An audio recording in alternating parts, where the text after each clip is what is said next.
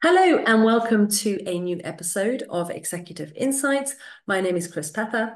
I am the founder and the CEO of PeopleSmartSAS.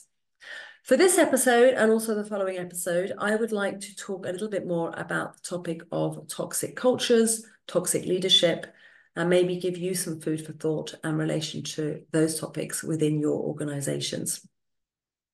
So let me start with a few questions. The first question would be something along the lines of, have you noticed or seen any signs of toxicity in your workplace, in your working environment amongst leaders over the last months?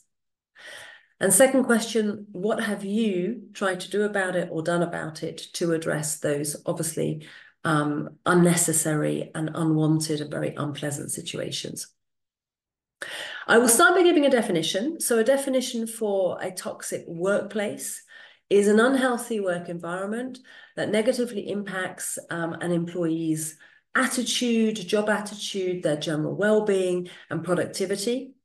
It can occur in the workplace, but it can also occur outside of work or even at social events that are related to work in some direct or indirect way. How to spot the signs?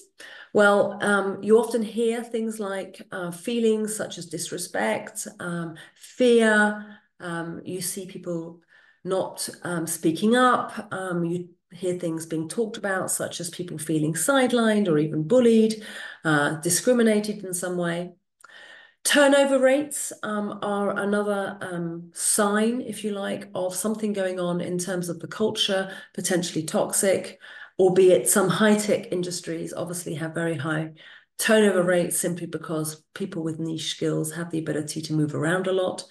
Where there's micromanagement and a lack of autonomy, often you can see that through just very long decision-making cycles and people just not being able to give you immediate decisions or responses for things. Signs of stress and burnout amongst employees, typically also very high sickness rates. These are all signs. And then reading between the lines, potentially a lack of trust and lots of miscommunication between individuals in the organization. It's not an exhaustive list, but it's just an idea to give you some idea of potential things to look out for. Clearly, that all brings with it a lot of issues. The issues of a toxic workplace, very harmful to an employee's health, will hinder employee effectiveness and just being able to get the job done, will take away any form of job satisfaction, make things very difficult for them to get any satisfaction from their working environment.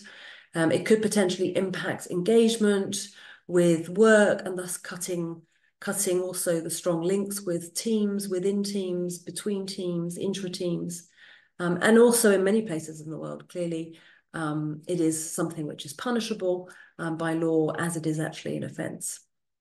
So those are my first sort of food for thought, but I would like to share with you today. In my next episode, I will talk to you about things you can do to address those sorts of situations.